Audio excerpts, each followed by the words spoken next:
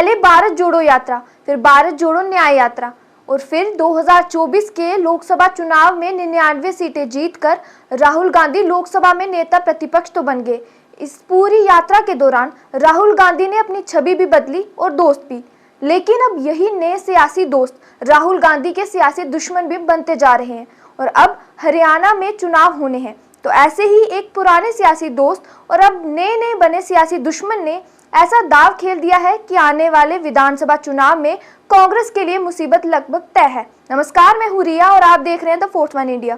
2024 के लोकसभा चुनावों के लिए विपक्ष ने इंडिया अलायंस बनाया था। इस अलायंस की एक अहम साझेदार थी आम आदमी पार्टी, लेकिन अब जब हरियाणा में विधानसभा के चुनाव होने हैं तो इसी आम आदमी पार्टी ने इंडिया गठबंधन तोड़ दिया है और ऐलान किया कि वह हरियाणा की 90 सीटों पर अकेले ही चुनाव लड़ेगी।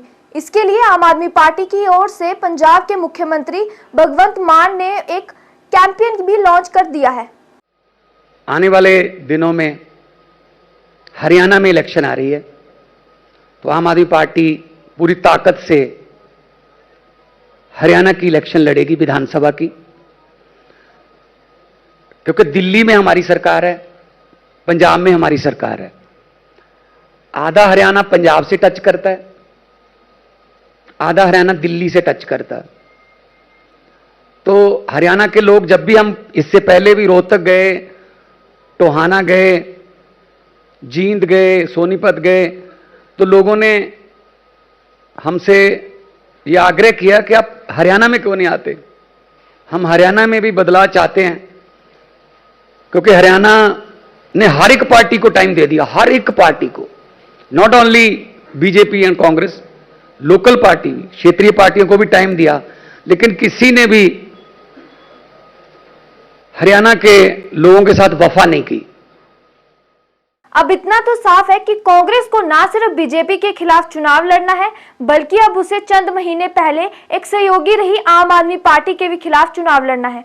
लेकिन इस चुनावी खेल के मैदान में यही 3 पार्टियां नहीं हैं, बल्कि हरियाणा के इस चुनाव में 2 और बड़े खिलाड़ी हैं और इनमें से एक है दुष्यंत चौटाला, जननायक जनता पार्टी के नेता, जो अभी पिछले मनोहर लाल खट्टर सरकार में उप मुख्यमंत्री हुआ करते थे और एनडीए का हिस्सा थे, लेकिन बीजेपी ने गठबंधन तोड़ दिया है। तो जननायक जनता पार्टी भी हरियाणा चुनाव में एक बड़ी दावेदार है। मैं तो एक चीज स्पष्ट कह सकता हूं कि आने वाले भविष्य में भारतीय जनता पार्टी के साथ जाने का कोई औचित्य नहीं बनता।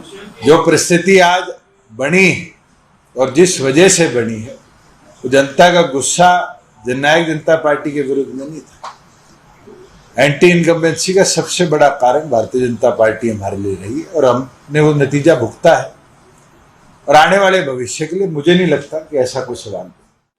लेकिन इस चुनाव में हरियाणा का एक और पुराना नेता है जो पूरे दमखम के साथ ताल ठोकने की तैयारी कर रहा है और अब वह नेता है देश के पूर्व उप प्रधानमंत्री रहे चौधरी देवीलाल के पोते और हरियाणा के पूर्व मुख्यमंत्री ओम प्रकाश चौटाला के बेटे अभय चौटाला, जिन्होंने इस चुनाव के लिए मायावती के साथ गठबंधन किया है। हरियाणा की 90 सीटों में से 37 सीटों पर मायावती की बहुजन समाज पार्टी चुनाव लड़ेगी, वहीं 53 सीटों पर अभय चौटाला की इंडियन नेशनल लोक दल को चुनाव लड़ना है। बेरोजगारी भत्ते के रूप में पढ़े लिखे नौजवान, जहां हर घर से एक पढ़े लिखे को नौकरी देंगे, वही कोई नौकरी से वंचित रहेगा उसको 21,000 रुपया बेरोजगारी भत्ता देंगे। अब ये तो थी सियासी दुश्मनों की बात, जिनके खिलाफ कांग्रेस और राहुल गांधी को ये चुनाव लड़ना है। मल्लिकार्जुन खड़गे के नेतृत्व में राहुल गांधी शायद ये चुनाव मजबूती से लड़ते भी, लेकिन हरियाणा कांग्रेस के अंदर ही इतनी खींचतान है कि उसे हारने के लिए किसी मजबूत सियासी विरोधी की जरूरत शायद ही पड़ेगी। कांग्रेस और खास तौर से राहुल गांधी के सामने चुनौती भी यही है कि वह दीपेंद्र हुड्डा के ग्रुप को समझाएंगे या फिर कुमारी शैलजा के ग्रुप को, क्योंकि पूरा हरियाणा कांग्रेस इन्हीं दोनों नेताओं के इर्द गिर्द सिमट कर रह गई है। अभी पूर्व मुख्यमंत्री भूपेंद्र सिंह हुड्डा की मौजूदगी में कांग्रेस प्रदेश अध्यक्ष उदय वान ने ऐलान किया कि दीपेंद्र हुड्डा के नेतृत्व में कांग्रेस प्रदेश की 90 विधानसभा सीटों पर पदयात्रा करेगी और वह भी तब जब कुमारी शैलजा पहले ही कह चुकी हैं कि वह भी हरियाणा में पदयात्रा करेंगी। ना दीपेंद्र हुड्डा को पता है कि कुमारी शैलजा पदयात्रा कर रही हैं और ना ही कुमारी शैलजा को पता है कि दीपेंद्र हुड्डा पदयात्रा कर रहे हैं। हाँ, आलकमान को पता है कि दोनों ही पदयात्रा कर रहे हैं, लेकिन वो कुछ भी करने की हालत में ही नहीं, क्योंकि हुड्डा जाटों के बड़े नेता है तो कुमारी शैलजा दलित चेहरा है। जाट वोट करीब 22% है, जिनका प्रभाव 30 से 32 सीटों पर सीधा पड़ता है, तो दलित वोटर 11% है, जिनका सीधा प्रभाव 9 से 10 सीटों पर है। और ऐसे में बीजेपी ने अपना ओबीसी दांव चल दिया है। पहले तो भारतीय जनता पार्टी ने अपना मुख्यमंत्री बदला, पंजाबी खत्री मुख्यमंत्री मनोहर लाल खट्टर को हटाकर ओबीसी समुदाय से आने वाले नायब सिंह सैनी को मुख्यमंत्री बनाया। फिर ओबीसी में क्रीमी लेयर की सीमा बढ़ा दी और खुद गृह मंत्री अमित शाह ने इसका ऐलान भी किया।